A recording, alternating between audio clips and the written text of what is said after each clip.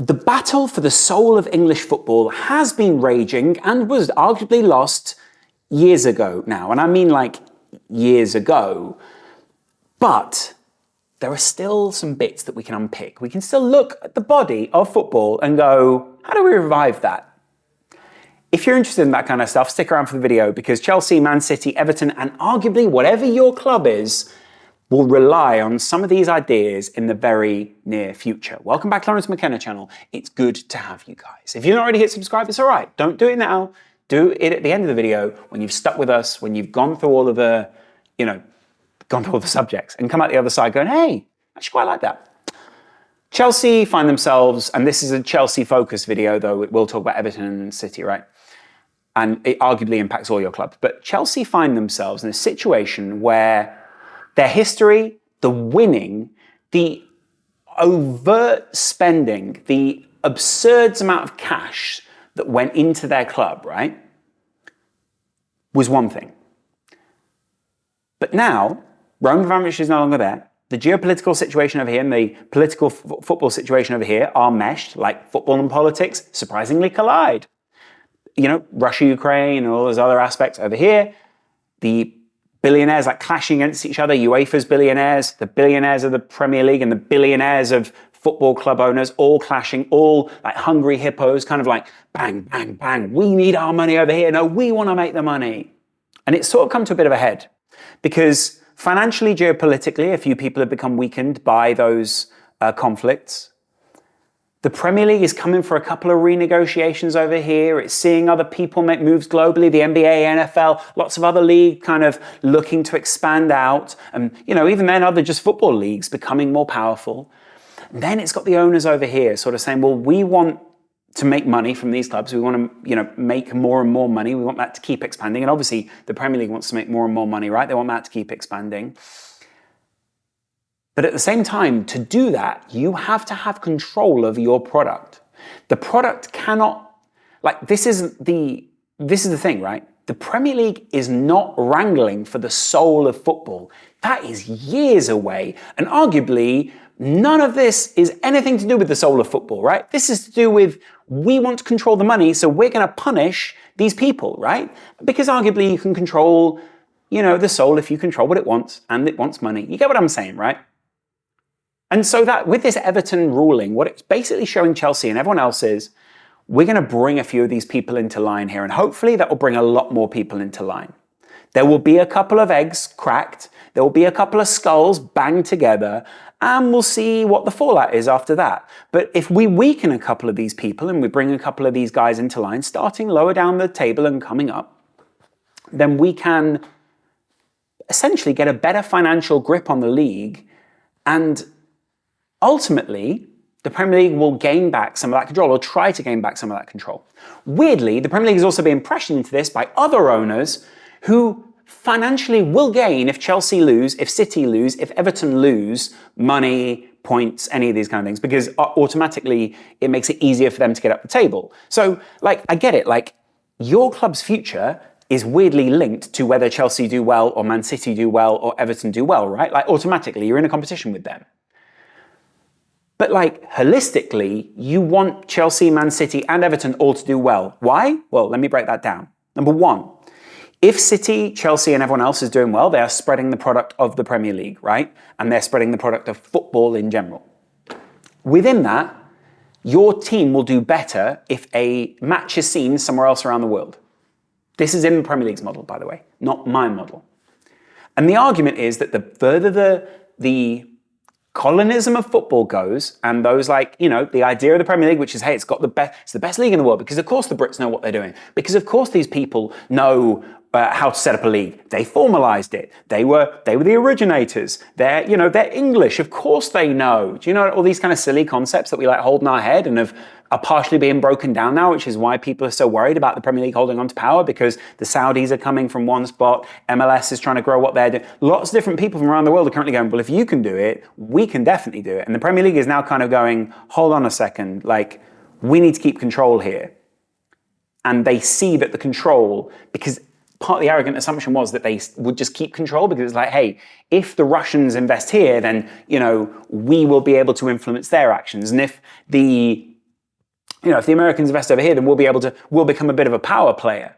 It's become clear now that the Premier League has made itself a bit of and surprise, surprise, an old Thatcher body at this point is becoming a bit of a carcass that people are there to exploit. Ooh, what a surprise. But the point is, right, it's kind of backfired on the Premier League. Super powerful people have come in, and all these rules that the Premier League had, which were English, British ideas, or, kind of, I want to say like Anglo ideas, because there was a bit of an Australian in there was a bit of these things, right? Were about how we see money in our culture, right? So then when a Mashiri comes in, or an Abramovich, or, whoever you think owns Newcastle, or whoever you think owns City, their idea of money is a whole other thing. Some cultures in the world will charge interest. Some, religiously, will not. Some will not work on weekends religiously. Some will. All the movements of money is so different everywhere, right? And what we're seeing is this is the confluence of all of that. In some countries, it's fine. And I'm not saying, therefore, that you should be able to go to any other country and break the rules. But you get my point. What we're seeing here is that the Premier League did not regulate, or did not effectively regulate, its own league for such a long time, and now those chickens are coming home to roost. The investment in Chelsea, which saw it being such a valuable product, and arguably it is still a valuable product because people still love Chelsea, people still love you don't lose your love overnight, although some people do, but you get my point. Broadly, internationally, those people weren't invested in Chelsea because of the money. They weren't there going, oh, I love the money. They were there going, oh, I love the success. I love the blue kit. I love this, I love that. You know what I mean? And that's kind of my point here is the Premier League now has to find a way to navigate this without losing the image of the Premier League, which inherently I think will change.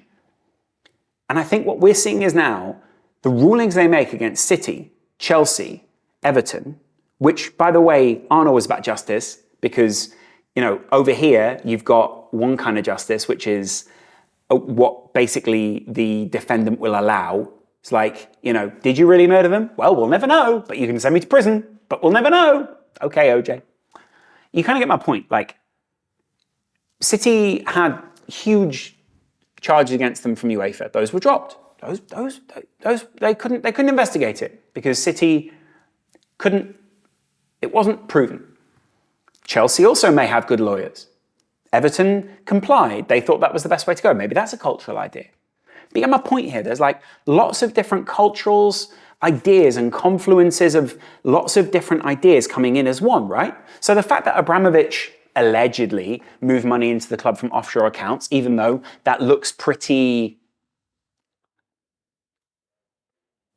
sketchy, and moved people as if they were assets and hampered careers and all this kind of stuff, right?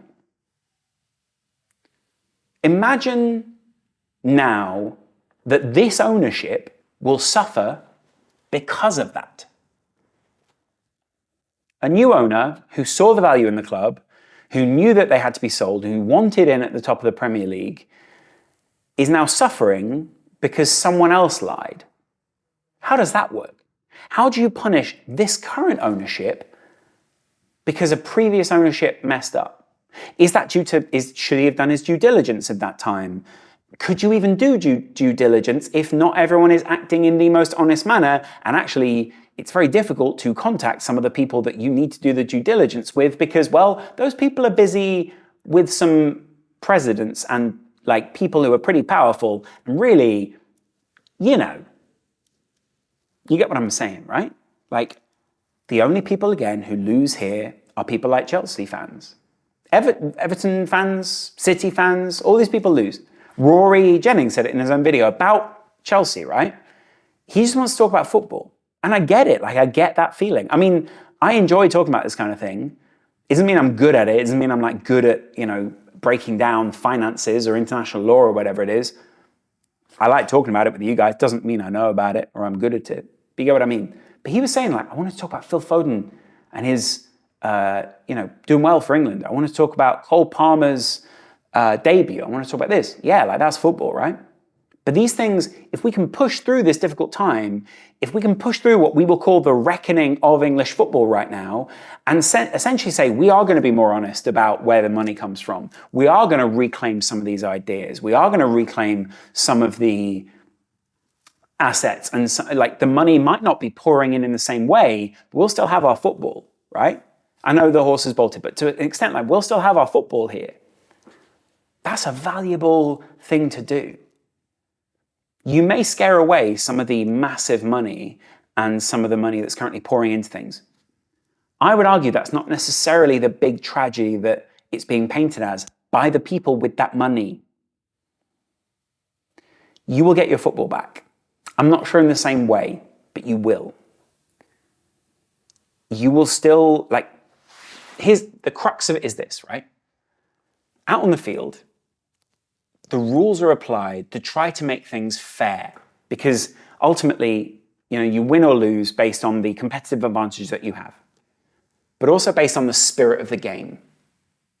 And the real question is, was the things that Abramovich did, whatever he's accused of, whether he did them or not, in the spirit of the game?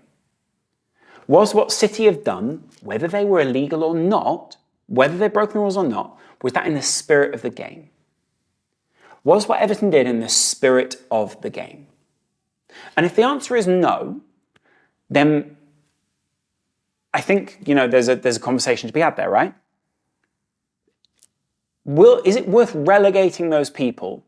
Is it worth, maybe it is to some people. Maybe some people go, yeah, actually it is worth relegating those guys. Because actually if you bring these guys down to size, then it gives other people the opportunity to rise up.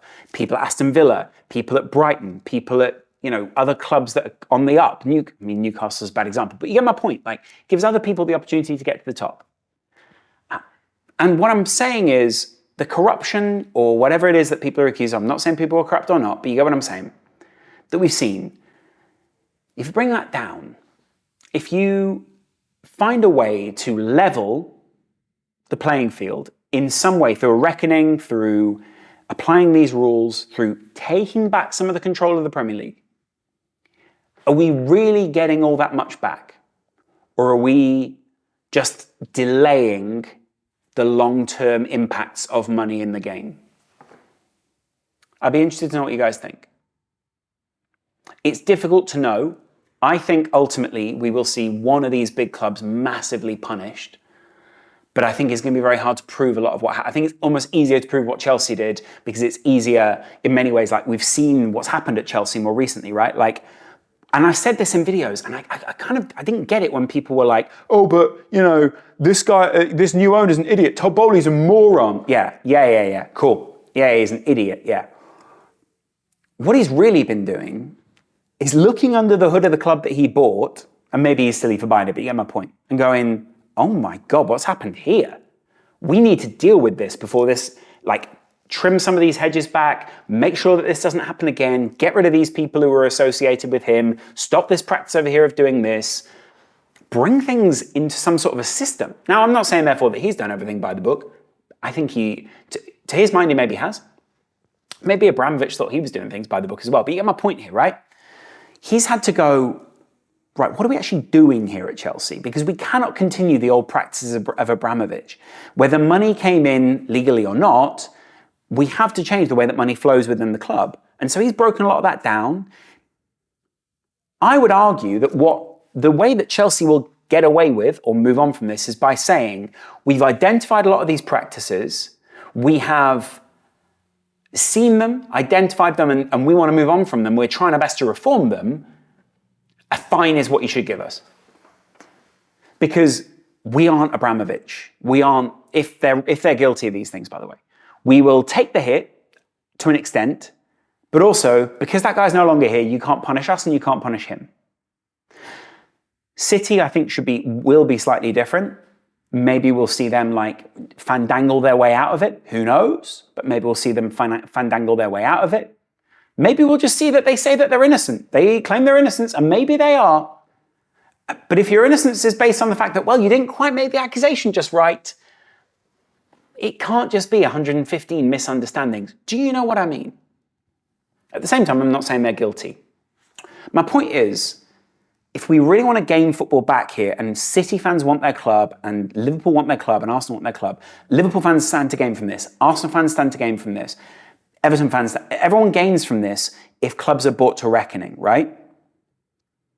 But within that, that's going to cause some pain.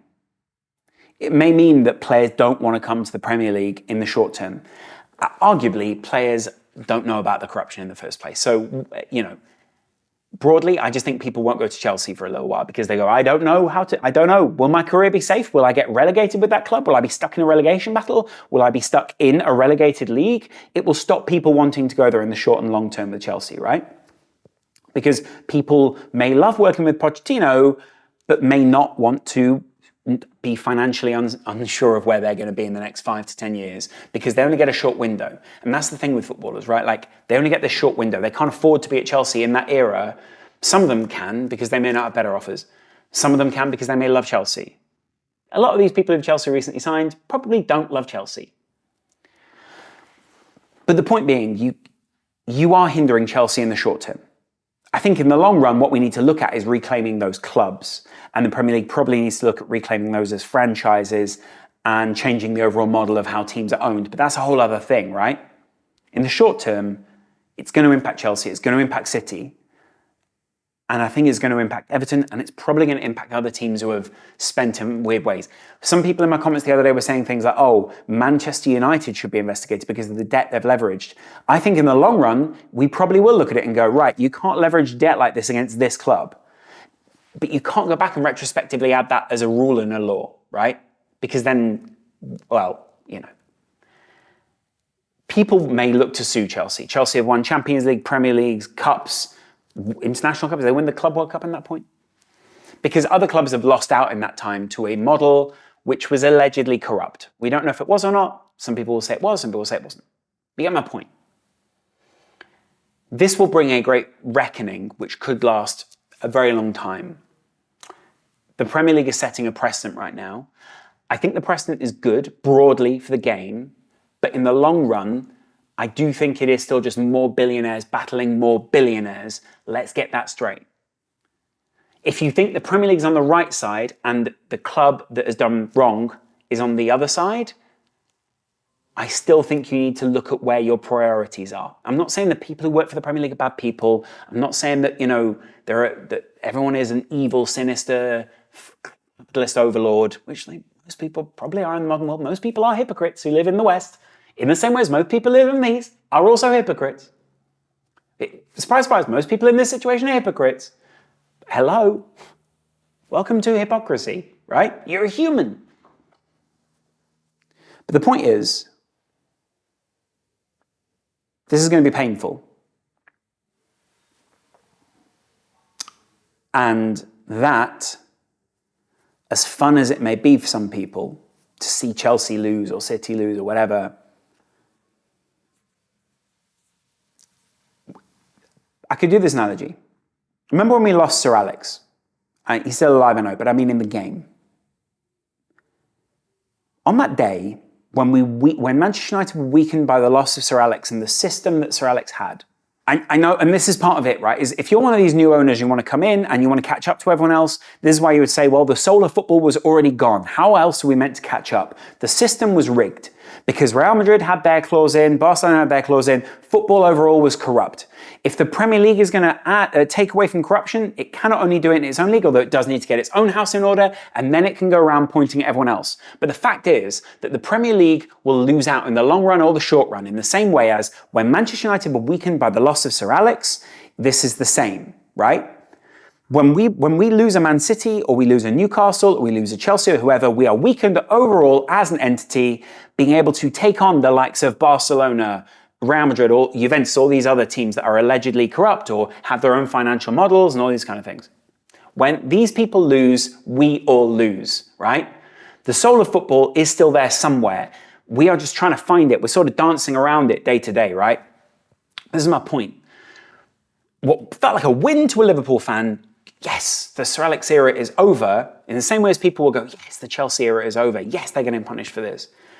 That loss is broadly a loss for football. And these things are just us discovering that is a loss, rather than it being like an overall moral win for us, we are still weakened overall as a body. So why does this matter to you? Not only because it could happen to your club, because of your owners, but because it is weakening football overall. Your memories are not built on whether you win or lose in court. You will not get the Premier League titles, celebration and elation in that moment with your father, with your mother, with whoever, with granddad you lost in that era. I had people who I lost in that time who I wanted to celebrate my Premier League title with, or my multiple Premier League titles, or my multiple Champions Leagues. You get my point. The loss in this period and them being brought to reckoning may be good for your kids, may be good for other people, but you don't get a Premier League title back for that. You may get a bit of satisfaction in the short run, but this is a long and painful process to go through. Chelsea may get relegated in this time. We may lose a couple of big dogs, but I don't think we will. I think Chelsea will ultimately say, hey, it was a previous era. City will say, do you really want this? And Everton will be a bit of a fall guy, as will maybe a couple of other people. Let me know your thoughts in the comments below. I'd be interested to know what you guys think. And I'll chat to you again in a while.